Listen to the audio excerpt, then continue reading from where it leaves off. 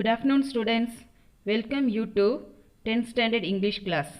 In today's video, we are going to see the 4th unit supplementary lesson The Aged Mother, written by Matzo Basho.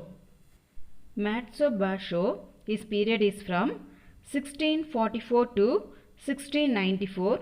He is one of the most famous poets of Japan. In Japan, many of his poems are seen on monuments and traditional sites.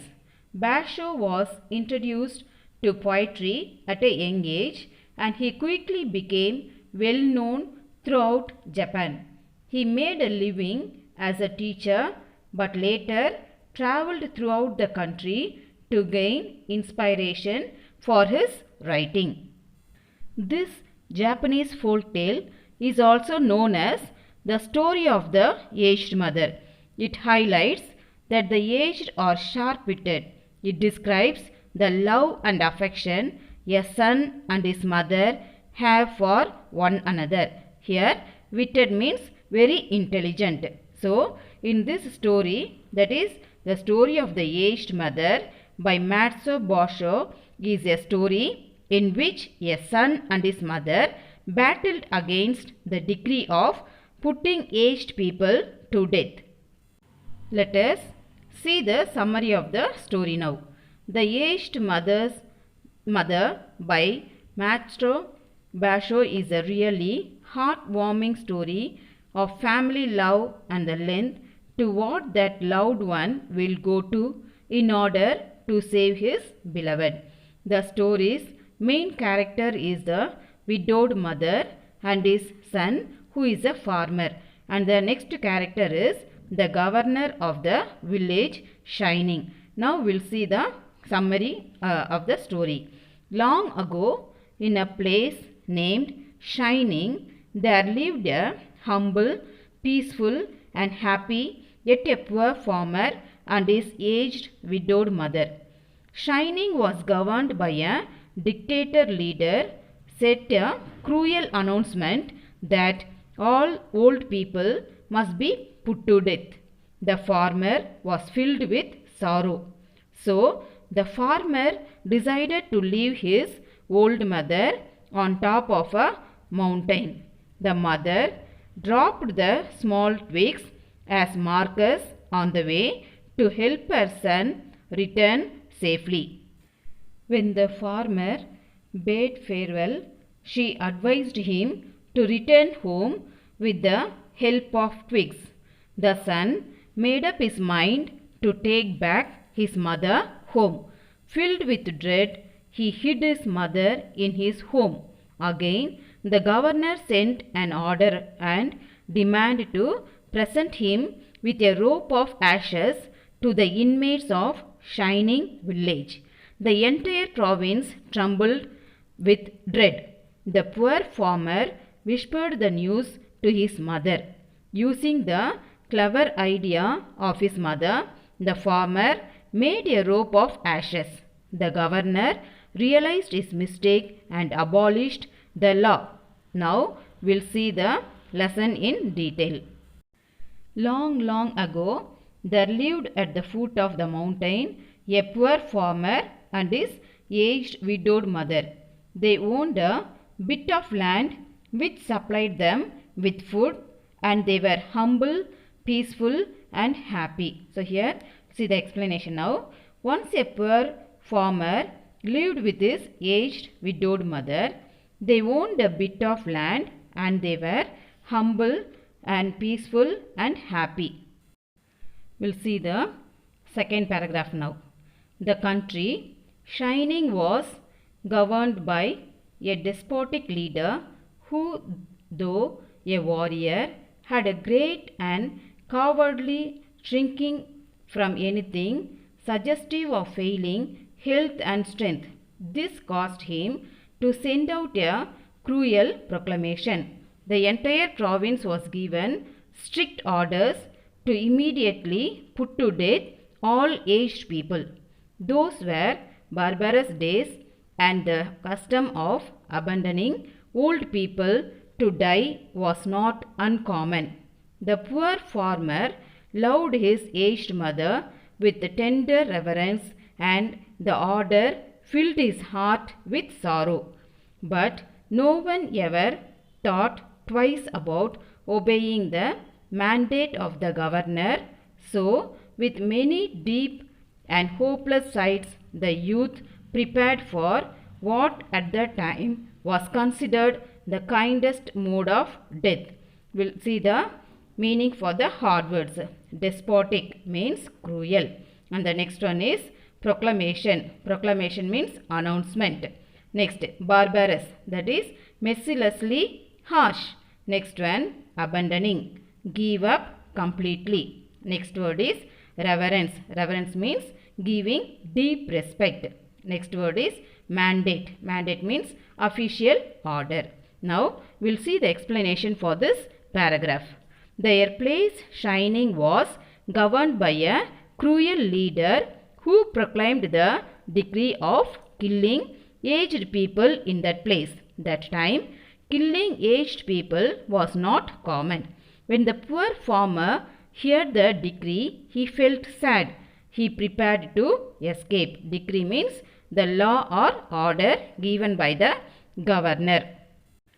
Just at sundown, when his day's work was ended, he took a quantity of unwhitened rice, which was the principal food for the poor, and he cooked, dried it, and tied it in a square cloth, which he swung in a bundle around his neck, along with a gourd filled with cool, sweet water. So here the farmer, after finishing his work, he cooked food, wrapped it in a small piece of cloth, and tied it in his neck together with a gourd filled with cool and sweet water.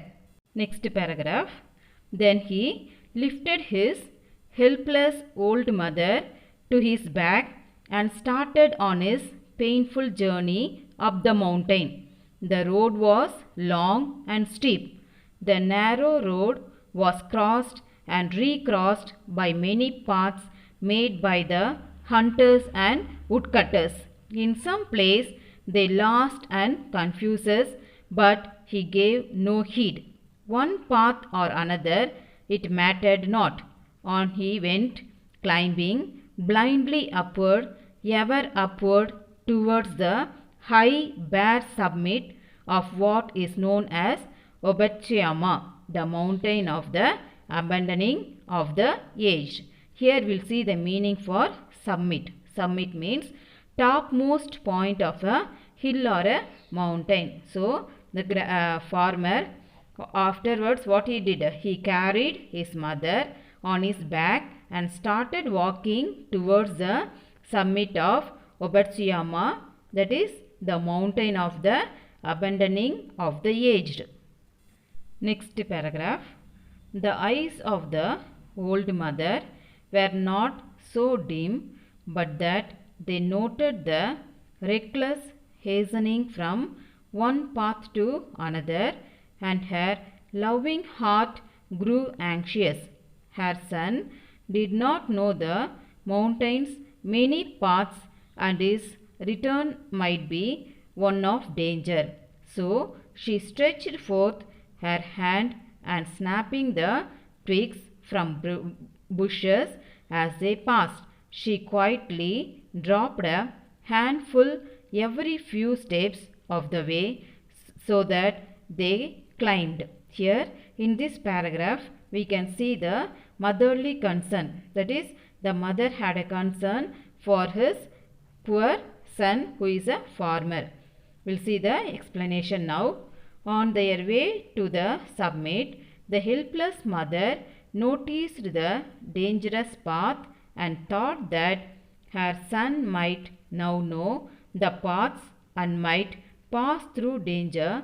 So she reached for twigs, snapped them to pieces, and quietly dropped them, a handful, until they reached the summit. As they climbed, the narrow path behind them was dotted at frequent intervals with tiny piles of twigs. At last the summit was reached. Weary and heartsick, the youth gently released his burden and silently prepared a place of comfort as his last duty to the loved one. Gathering fallen pine needles, he made a soft cushion and tenderly lifted his old mother onto it. He wrapped her padded coat more closely about the stooping shoulders, and with tearful eyes and an aching heart he said farewell. So we'll see the explanation for this. Here in this paragraph, the poor son bids farewell to his mother. The poor farmer released his mother and created a comfortable cushion and tenderly lifted his old mother onto it. With the tearful eyes and painful heart, he then said his farewell. Before he left her, his unselfish and loving mother told him about the path she had made. She told him to walk along the path by noting the piles of twigs on the way. Looking back over the path, the son was surprised and he broke down before his mother. Then the farmer firmly told his mother he would not leave her. Together they would follow the path of twigs and together they would die. Students, hope you have understood the story up to this. We'll see the remaining part of this story in the next video. Students, in the previous video we have seen about the letter writing. That is, two types of letter writing, formal and informal. And now in this video, along with this supplementary lesson, now we are going to see how we are going to write the advertisement. That is the second exercise for composition. First we will see how to prepare an attractive advertisement using the hints. First we should know what is advertisement. An advertisement is an audio or visual form of marketing communication to promote or sell a product, service or idea. So first here they are given some instructions how an attractive advertisement should be. So here 9 points are given here. That is, an advertisement shall include the following to make it attractive. So here they are given 9 points, that is the important which one help you to make the advertisement, to prepare advertisement in an attractive manner. First point is the name of the product or brand or outlet, and the second one is address with contact information and websites. So these are the things if you include in the advertisement, it will make it an attractive one. And the third point is appealing images, that is visuals of the product or service or idea to be advertised. Next one is target, whether it's for audience and customers. Next one, fifth point is, that is it is based on discounts and offers, that is feel good discounts and offers, so that easily people will be attracted once they see this discount and offers. Next one is colorful background. So in the advertisement there should be, the background should be colorful. We might have seen so many advertisements. Next one is colorful and readable text. So whatever the text is mentioned in that advertisement, it should be a readable and it should be attractive with colorful.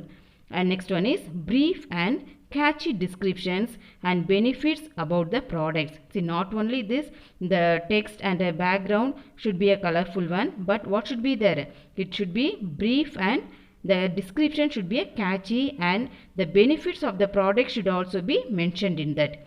Then the last one is use borders and lines to organize. So these are the important things which we should keep it in mind while writing and or preparing an advertisement. Here a model advertisement is given. You just look at that advertisement. First one is the name, that is RKP Bookshop, the title is there. Next one is the offer and discounts, that is 10% discount for students, especially for students, so that the students will be attracted. Next one is more than 2000 books. So in that shop the number of books are mentioned, that more than 2000 books. Next one is catchy phrases like slogans. You name it, we have got it, like that. So many things. Next it should be the target audience. Then product description. See the product description. First one is a collection of rare books. Next one is story books for children. Third one, fiction and non-fiction. Next one, bestseller collections. Next, newspapers and magazines. Then stationery products. So all these are available in the bookshop. So it tells about the product description. And next one is, see the appealing visuals. See the beautiful pictures of books are placed there. And some important quotations also given. There is no friend as loyal as a book. Then last, the address should be mentioned and the contact number also should be mentioned in the advertisement. Finally, it should be lined with the border line should be given. So this is the format of writing an advertisement. And in this, after this video lesson, I'll give one exercise on advertisement, that when you are asked to write it in the composition notebook as exercise number 2. Hope you have understood, students. You have understood both the supplementary and this writing advertisement. Once again go through the story in the textbook given as a PDF in your group. Thank you children. May God bless you.